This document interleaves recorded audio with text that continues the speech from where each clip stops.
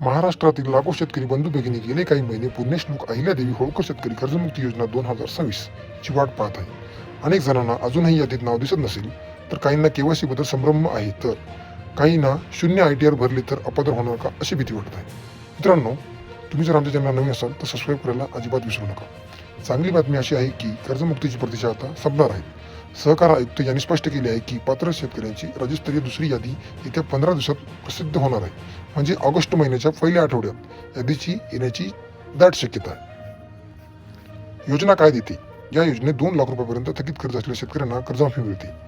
नियमित कर्ज फेडणाऱ्या प्रोत्साहनपर अनुदानित दिले जात आहे. आतापर्यंत पहिल्या टप्प्यात सुमारे 17 लाख शेतकऱ्यांची नावे पोर्टलवर उपलब्ध करून देण्यात आली आहे. दुसऱ्या यादीत अनेक पात्र शेतकऱ्यांचा समावेश अपेक्षित आहे. शेतकऱ्यांची मुख्य शंकाची कारणे आहेत आपण या व्हिडिओच्या माध्यमातून पाहणार आहोत. पहिलं कारण म्हणजे शून्य ITR भरलाय तर मी अपात्र होईल का? शून्य ITR भरल्याने आपोआप शेतकरी अपात्र होत नाही. योजनेची पात्रता मुख्यतः काय? बँकेकडील थकीत कर्ज 31 मार्च 2026 ची स्थिती आणि शासनाने ठरवलेल्या निकषावर अवलंबून असते. जर तुमचे नाव यादीत आले नसेल तर लगेच घाबरू नका. दुसरी यादी येत आहे आणि तक्रार नोंदवण्याची सुविधाही उपलब्ध आहे. दुसरं म्हणजे KYC चुकली किंवा अजून केली नाही तर काय करावे? आधार प्रमाणीकरण KYC अनिवार्य आहे. आता ही प्रक्रिया फक्त बायोमेट्रिक पद्धतीने केली जाणार आहे. OTP ने KYC करता येणार नाही. जवळचे आपले सरकार सेवा केंद्र किंवा सेतू केंद्रात जाऊन बायोमेट्रिक KYC पूर्ण करा. KYC यशस्वी झाल्यानंतर पावती मिळेल आणि त्यात कर्जमाफीची रक्कमही दिसेल. त्यानंतर रक्कम थेट DPT द्वारे कर्ज खात्यात जमा होईल. तिसरं म्हणजे यादीत नाव नाही किंवा रकमेत तफावत आहे. गाव पातळीवरील यादी आणि पोर्टलवरील रकमेत फरक दिसणे सामान्य आहे. पोर्टलवरील रक्कम बँकेकडून तडजोडीनुसार कमी दाखवली जाते, पण शासनाच्या नियमाप्रमाणे 2 लाखापर्यंतची पात्र थकबाकी पूर्ण माफ होणार आहे.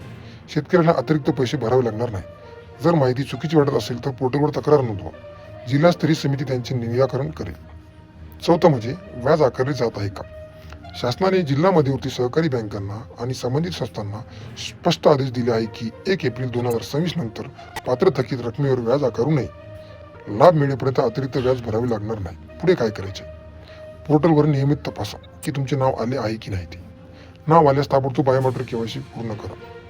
KYC झाल्यानंतर पावती जपून ठेवा. रक्कम जमा झाल्यावर बँकेकडून कर्ज बेबाकी प्रमाणपत्र घ्या. त्यानंतर नवीन पीक कर्ज घेणे सोपे होईल. शेतकरी मित्रांनो, ही योजना टप्प्याटप्प्याने राबवली जात आहे. दुसरी यादी येणार असल्याने ज्यांचे नाव अजून आले नाही त्यांनी आशा सोडू नये.